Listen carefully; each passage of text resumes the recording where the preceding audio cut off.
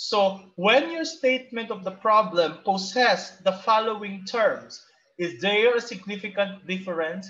Is there a significant relationship?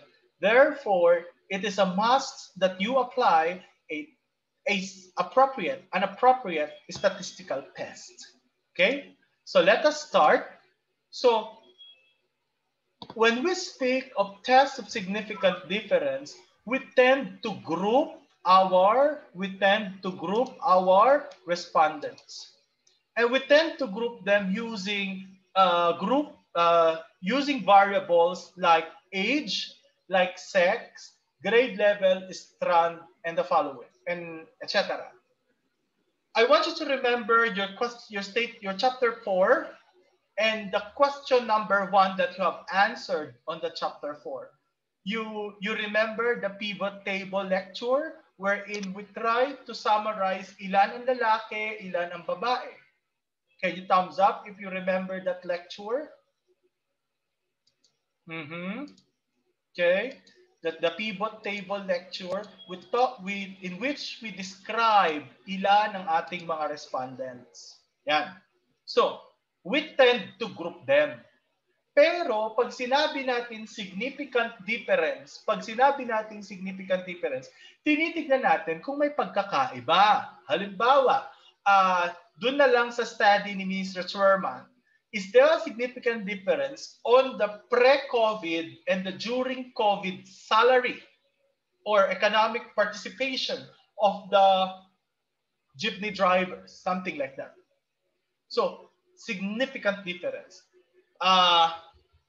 Doon sa isang study tungkol sa teaching adjustments, is there a significant difference on the teaching adjustments between male and female teachers? Difference. Nakagroup siya sa sex. Is there a significant difference on the anxiety among students during the new normal education when they are grouped according to grade level? Iba-iba ba ang anxiety level ng or is there a statistically significant difference on the anxiety level ng grade 7 sa grade 10, sa grade 8, sa grade 9? So, we are talking about difference. Okay? We're talking about difference. On the other hand, pag sinabi nating test of significant relationship, kapag sinabi nating test of significant relationship, when we speak of significant relationship, not all variables that you have in your question number 1, or not all the grouping variables that you use in the test of significant difference can be used in the test of significant relationship. Bakit? Dapat yung variable mo sa test of significant relationship ay merong numerical at counting value. Inuulit ko, dapat merong numerical at counting value. Halimbawa, age, meron yung numerical at counting value. Grade level, meron yung numerical at counting value na tinatawag. Okay? Another one, academic grades. Ano pa? Ano pa ang inyong variable na masasabi na merong counting at numerical value na hindi ko nabanggit dito? Sige nga, ano pa ang inyong variable? Sige, salita. Years of teaching, sir. Yung pinaka-narinig ko ha, years of teaching. Sino nagsabi noon? Tama yon. Sino nagsabi? Ako po. Okay, Miss. Ako po, sir. Kapag sinabi natin years of teaching, can you give an example? 5 months, 1 year, sir. Lalo na yung mga bagong teacher, 5 months of teaching, 4 years, 1 year. Correct. Meron siyang numerical value. No? Nakikita mo yung mataas at mababa. Okay, ano pa? Barangay number. Yes, Mr. Dinolan? Barangay number po. Ang barangay number ay may numerical may number. Totoo 'yon. Pero wala siyang numerical value. Why? Kasi pag sinabi mo bang barangay 892, will you give that 10 points? Will that mean higher? Pero di ba ang barangay, ginamit lang naman siya to group the people, not necessarily to rank them. Okay? So yung barangay number, pwede mo lang siyang magamit sa test of significant difference para siyang sex. Para siyang, parang sex. Pag sinabi mong male, female, hindi ibig sabihin 5/5 ang male agad. Pero pag female yan, mga 2 lang iyan. No, hindi pwede yon. Okay? So ano pa? Tama, yung kanina ha, yung number of years. Yes, may social. Yes, Miss Anne? Si Miss Socio-economic status po, sir. Okay. Socio-economic status. Based on what? Ano yan, Miss Anne? Based on what? Salary ba iyan? What? Annual income po. Ganun po. Annual income. Give me an example. 100,000 to 200,000 po. Correct. Tama yan. Sabihin yan, yung may annual income na 100,000 ay mas mataas ang kanyang value kesa sa kumikita ng 50,000. Ano pa? Months of operation po pwede. Months of operation, correct. Actually, yung iba hindi lang months, maaaring years. Correct yun. Ano pa? Mr. Christian. Using social media po, sir. Yan, correct yan, Miss Datiles. Sandali lang. Tama yan, Miss Datiles. Hours of use in social media. Miss Datiles, can you give an example? Sir. 6 to 9 hours, sir. Okay. Mr. Espanyol? Ano po? Weekly allowance po.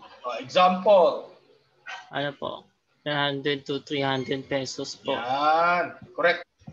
May mga value yan. So, usually, pag ikaw ay nagtetest of significant relationship, yung variable mong tinatapat dun sa gusto mong makita ang relationship ay what? Ay may value dapat. Okay? May numerical value siya. Okay. Ngayon, there are 2 types of relationship as being drawn in statistics. The first is the direct relationship and the second one is the indirect relationship. Ano yung tinatawag nating direct relationship? If one variable increases, therefore, the other variable increases. Ngayon, pag sinabi natin indirect relationship, the other increase, the other decrease. Let us give an example. Kayo magbibigay ng example ha. Say for example, ang variable ko ay self-confidence. Pag tumaas ang self-confidence, ano yung pwede pang tumaas? Tumaas ang self-confidence. Ano yung pwedeng tumaas pa? Na element, na aspect. Anyone?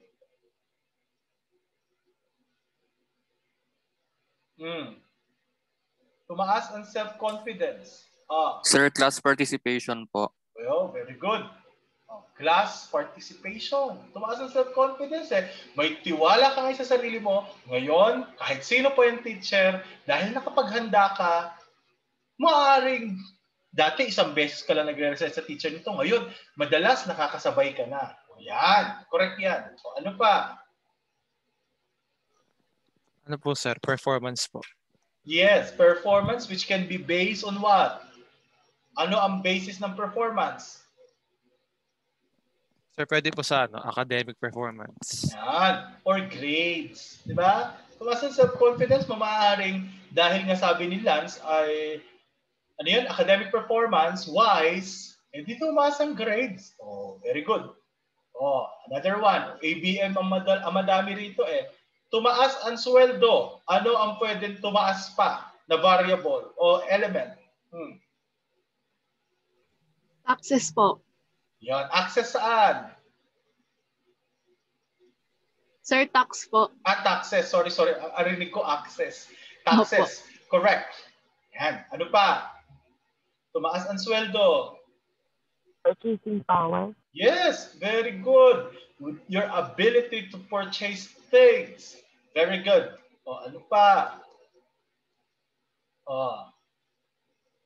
Maaring tumaas din ang yung paggastos. Sabi nga ni Mr. Dinola, purchasing power. Ano pa? Para rin tumaas ang iyong ability to what? To save. Diba? Pwede ka rin mag-save. Tumaas ang sweldo mo, ano pa ang pwedeng tumaas sa iyo? Yung responsibility mo sa trabaho. Maaring from 30,000 to 60,000, hindi ka na ngayon employee lang, maaring admin staff ka na. Yung mga ganon, or admin position, ganyan. Yung isa naman ay indirect. Tumaas yung isang variable, bumaba naman yung isa. Okay. Bumaba ang self-confidence. Ano yung pwedeng tumaas? Bumaba ang self-confidence. Anong pwedeng tumaas?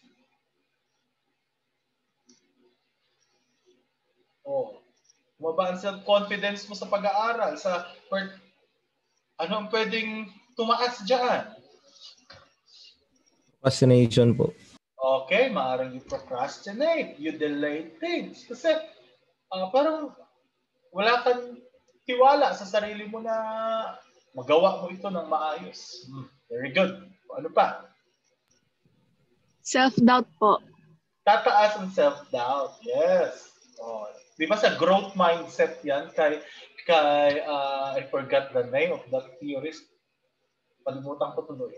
Basta mayroon yung sa grit, the concept of grit. Ano pa? Angela Duckworth, if I'm not mistaken. Tama. Ano pa? Bumaba ang self-confidence. Tumaas ang anxiety. Diba?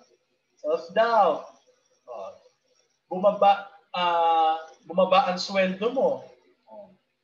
Maaaring tumaas yung occurrence of debt. Okay? So those are the things that can show indirect relationship. Okay? So in research, we tend to ask ourselves whether is this, in relationship studies, is this a direct relationship or indirect relationship? Okay, let's start. Paano naman natin ngayon gagawin yan sa Excel? Okay? By the way, class, sino dito, leaders, na ipasa nyo ba sa inyong mga member yung pinapa-install ko sa kanilang mga phones? Can you thumbs up nga kung na-receive nyo at na-download?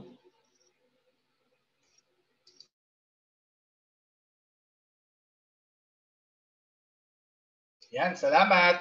Okay. Ngayon, makakapag-discuss na ako ng dire-diretso. Okay, let's start class. Dun sa mga nakaharap sa Excel, now is your turn. Dun sa mga nakapag-download sa cellphone, later kayo. Okay? First thing you need to do, let us create another pivot table. We call this as the summary of averages. When you do the summary of averages, I want you to copy all first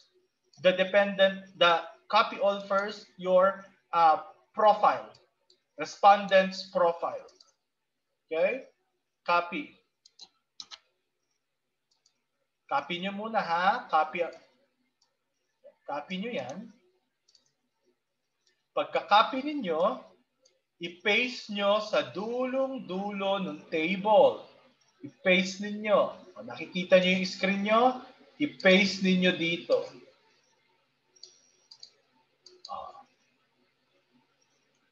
Just leave siguro mga 3 spaces or 2 spaces after the last table and then paste. Okay.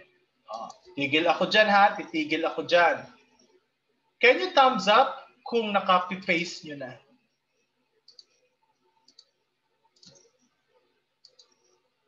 Can you thumbs up kung na-copy-paste nyo na?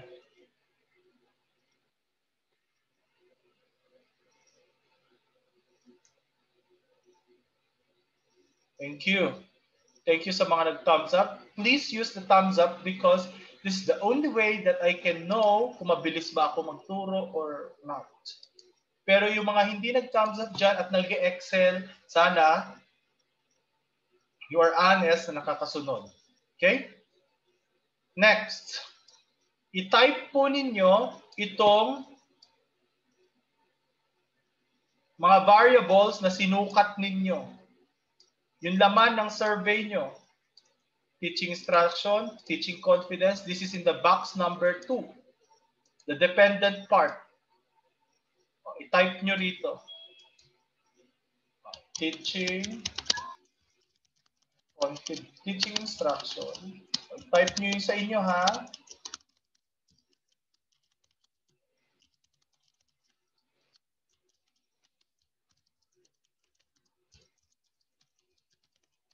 Yan.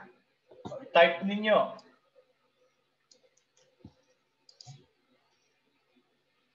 Sir, bakit 4 ang tinype mo? Eh kasi 4 yung aking group. 1, 2, 3, 4.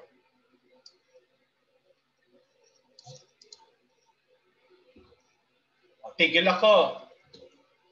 Paki-thumbs up. Na-type, na-copy paste. Thumbs up, go. I will wait, ha? I will wait. Isa pa lang ang nag-thumbs up.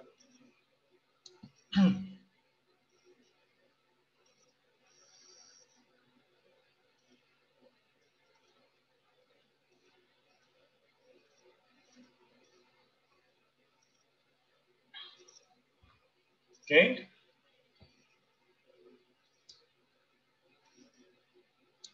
Okay. Next thing that we need to do is to compute.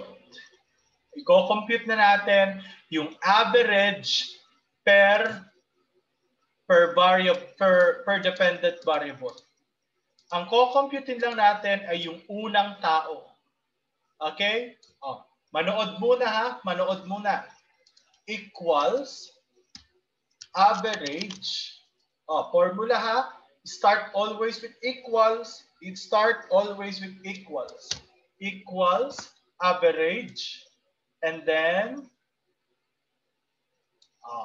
highlight mo itong unang variable. Yung teaching instruction o kung ano man ang una sa inyo. Sir, ano yung highlight mo? Ito yung tanong na belong dun sa variable na iyon. Okay? So, highlight natin. Again, kapag nag-compute, nag-highlight, equals una, average, open parentheses, highlight, close. And then enter. Okay? Gawin ko ulit, ha? Ganun ulit sa kabila. Equals, average. Doon na tayo ngayon sa teaching confidence. Highlight mong ganyan. Yung unang tao lang, ha? Yung unang tao lang. Enter. Ganun lang.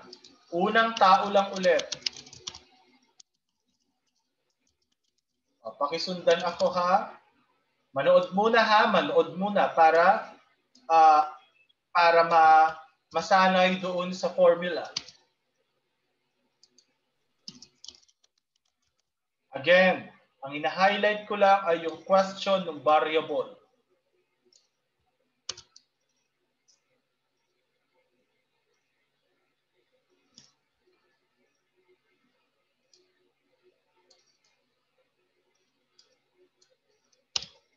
Okay.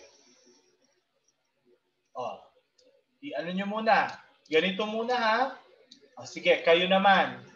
Paki-compute yung unang tao. Kung nasundan nyo ako kanina, paki-thumbs up po kung tapos na yung unang tao. Yung average ng unang tao. May isa na. Ang bilis nito. Sino ito? Si Mr. Ronel. Thank you.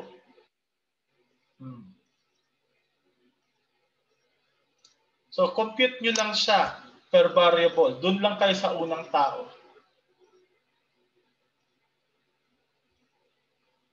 Sige, 2 minutes. Again, the formula equals. Magsimula lagi sa equals, ha? Equals, average, and then open parentheses, and then highlight the data, and then close, and then enter. Thank you, Mr. Ginolan.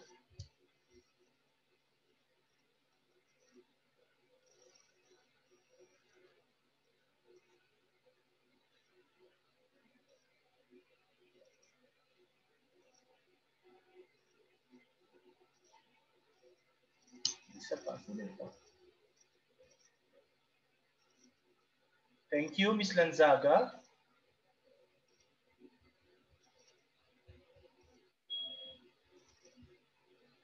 And Miss Christine. Isa pa. Wait, bakit hindi mabanggit? Mr. Magkalas. And, my God, bakit hindi masabi lahat ha? Basta yung nag-thumbs up, thank you. Because you were able to follow it. Ngayon, you need also to consider, of course, the rest of the data. So, tingin ha, tingin. Pag na-compute nyo na yung una, ang gagawin po natin, drag down. Drag down lang hanggang doon sa dulong tao. Oh, yun na. So, na-compute nyo na. Meron ka ng summary of averages. Okay? You have now the summary of averages.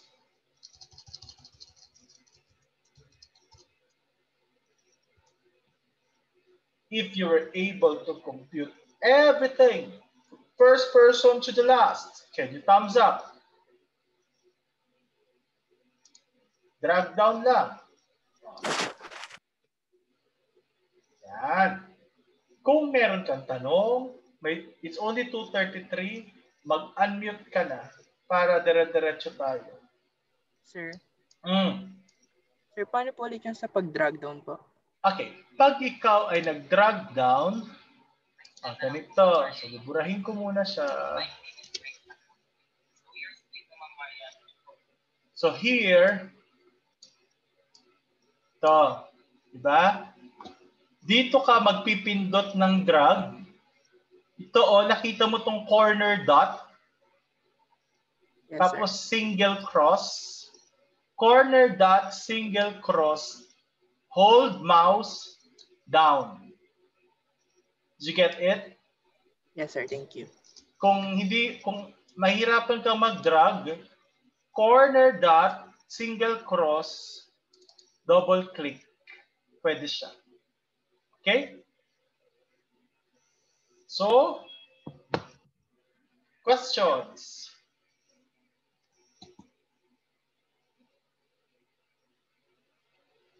Three, two, one.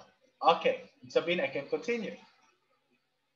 Gagawa na tayo ng bagong pivot table para dito. O, ganito, makinig. Paano ba paggawa ng pivot table ulit? Highlight lang natin yung required table. In this case, the new summary table. Yan. Highlight mo lang. Highlight ha. And then click insert.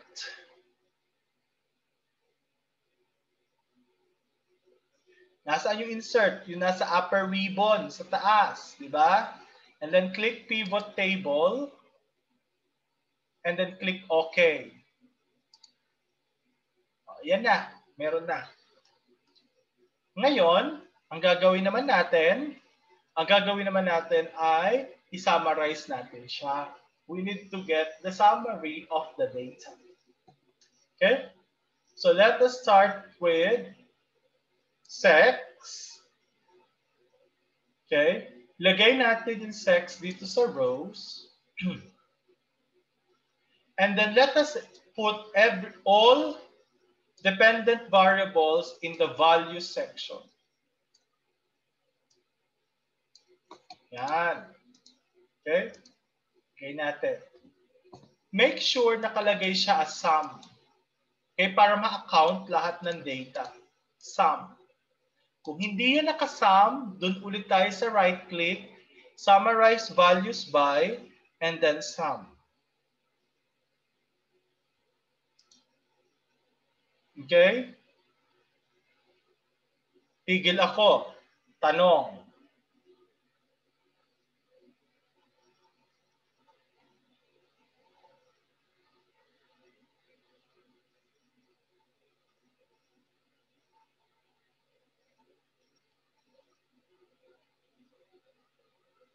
Walang nagtanong ha? Okay. Next. Copy mo ito Copy and then paste. Bakit ka nag-copy-paste? Kasi meron ka pang iba pang grouping variables na meron tulad ng grade level at strand. In my case, 3 akin, siguro sa inyo 5. So ibig sabihin 5 times 4, 4 na beses pa kayo magka-copy-paste. Okay? So here, i-uncheck ko lang yung sex, and then ida-drag ko lang yung grade level. Okay? Sir, ulit. Okay. Kanina, sex ang nakalagay dyan. Uncheck mo yung sex, and then drag mo si grade level. And then copy ka ulit. Uncheck mo yung lumang data, and then drag mo yung strand.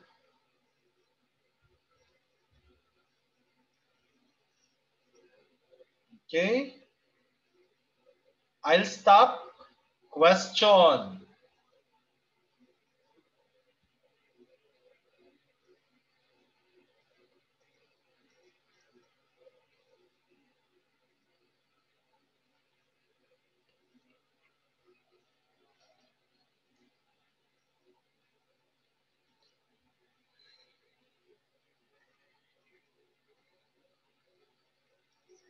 Oh, wala nagtanong. Ibig sabihin, nakasunod ha? Okay. So, this ends the Excel part.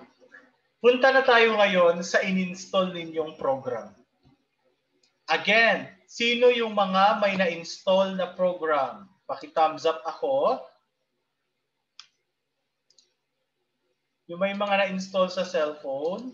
Thank you, Jericho. JM, thank you. Okay. So, yung mga nakapag-install, ito na yung part ninyo.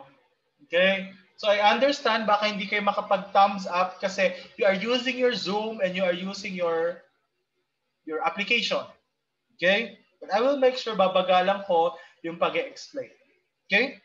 So, I'll be sharing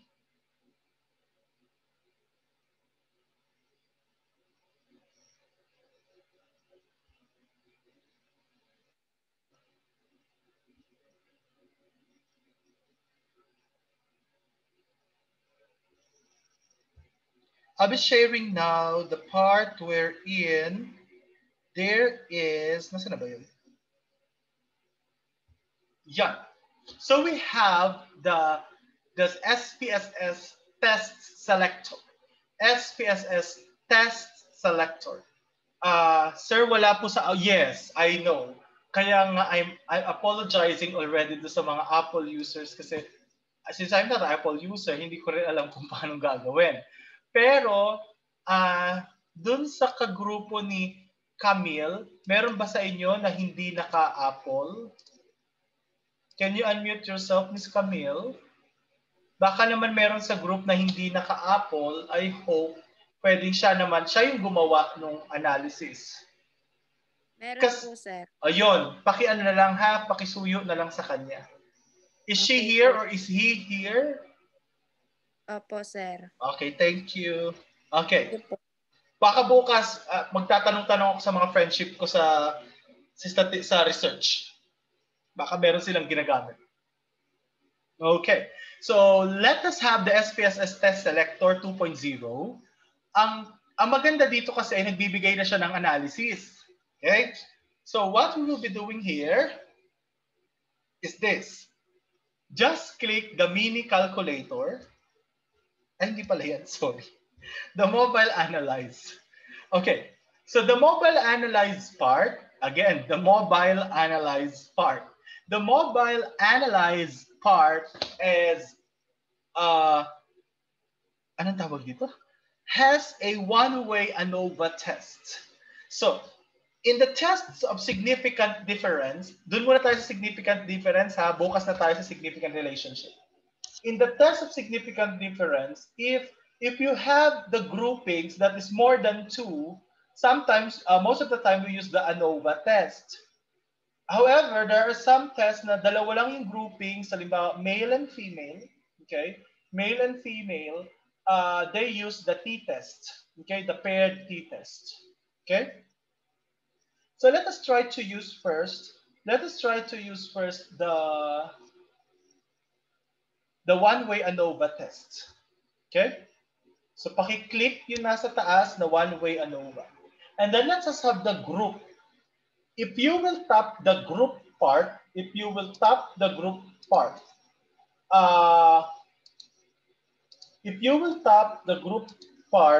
will see that there is a name. Okay? Yung name, pakitap po yung word na group_1. And then, sampulan natin itong isa.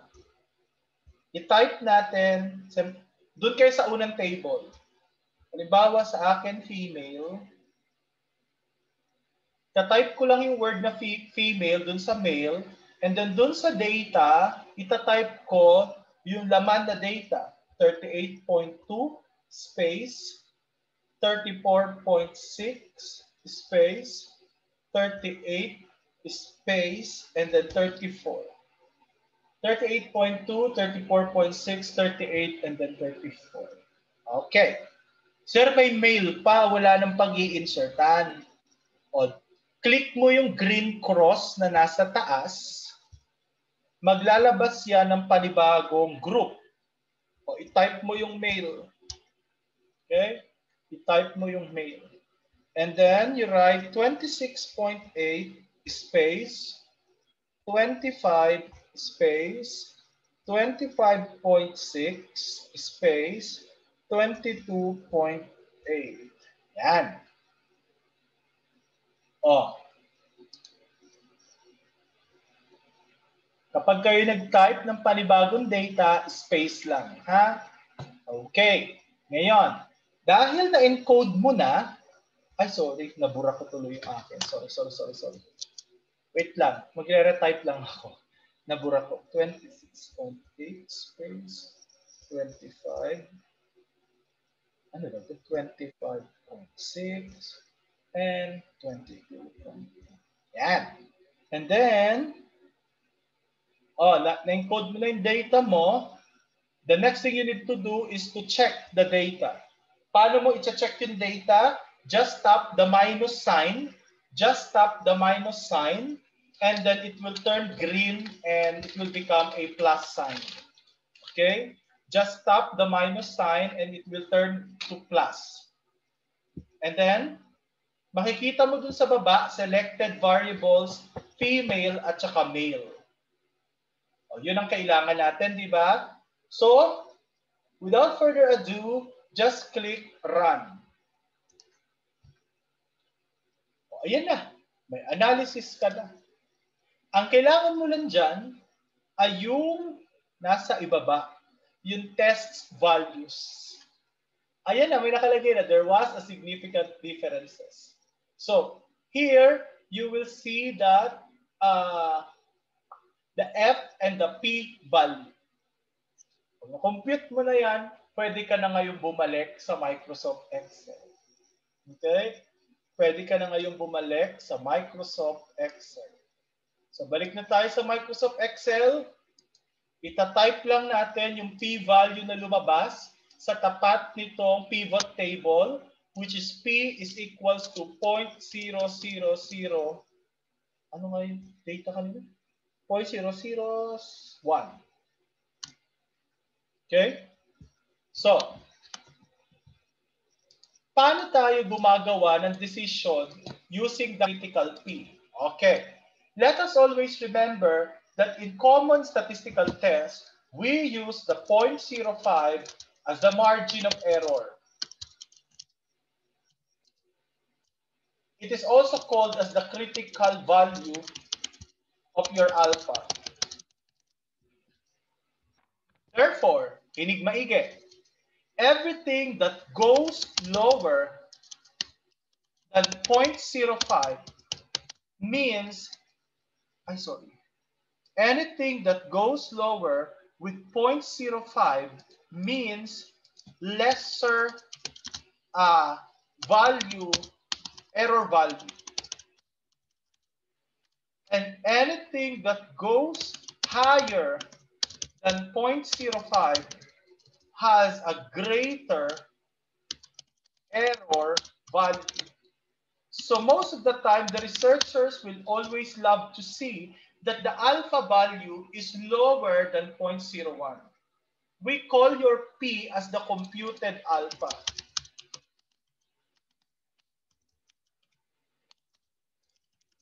Okay.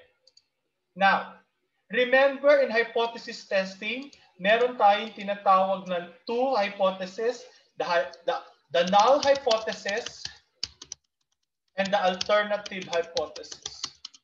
The null hypothesis always says there is no significant difference, o kaya no significant relationship. In the alternative hypothesis, there is always, or there is a significant.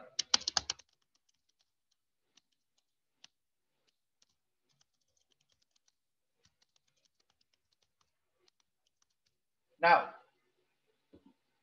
ito lang gusto kong tandaan nyo. Kapag mababa sa 0.05, less ang error value, there is a significant difference or relationship. You decide that you reject the null hypothesis. Bakit? Mababa ang goes lower than 0.05, the less error value. Ngayon, kapag higher than 0.05, you say you failed to reject the null hypothesis.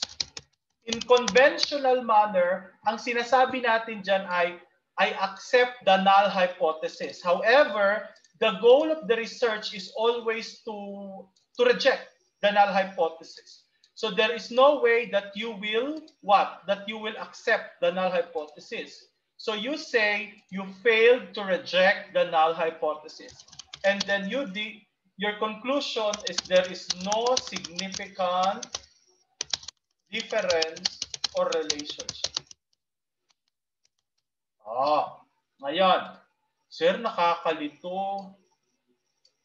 Hindi namin alam kung nasaan yung 0.0. Ano ba yung mamaya magkabali-baliktad kami? Okay, bibigyan ko kayo ng technique. This is the easiest that I know. May nanliligaw sa inyo. Nililigaw. Okay, daladalang flower, may daladalang chocolate. And nasasabihin niya sa inyo, sinasagot mo na ba ako? Yan.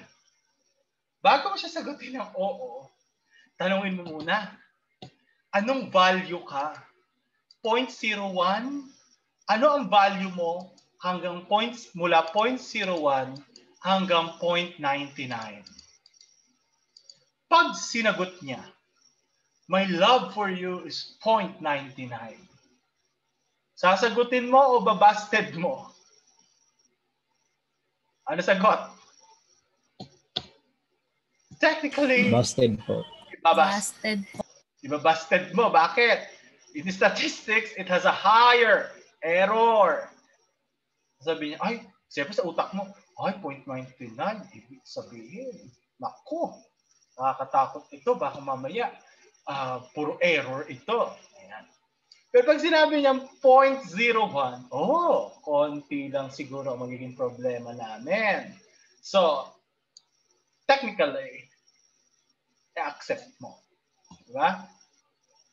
Or i-reject mo ngayon si null hypothesis and then you will accept the alternative. So what does it mean? This 0.05 thing supports the idea whether these things happen statistically or by chance. Kaya lagi nilang sinasabi na 0.05, anything that goes lower than this is mababa ang error. Parang ganito yan. Sino ba naman mag-aakala na sa 100%, ilan yung percent na sa Facebook ngayon, di ba? Ilan yung percent na may tatawag sa'yo ng 2:00 na madaling araw at sasabihin, hindi ka na niya mahal. Di ba? Lagi bang nangyayari yon? Di ba? Hindi naman. So, it happens in 1%, 0.01. So, the chance of occurring, may dalawang nakarelate, may tatlong nakarelate. So the chance of occurring is very less. Hindi mo talaga natutulog ka lang tapos sasabihin, di na kita mahal. Aba, nakakatakot yun. Di ba, sana kung alas 2 na madaling araw, ginigising ka, gutom na ako. Yan. May mga ganyang incident, di ba? Mga gumigising ng madaling araw para lang magluto ng pansit canton. O baka mas mataas pa ang probability na ikaw ay nagising para magluto ng pansit canton at maglaga ng itlog kasi mas masarap yun pag may nilagang itlog yung pansit canton. So that's how you remember the sense of significant difference and a critical value. But one thing statistics is teaching us is that no matter how good your statistics is, there is always a space for error.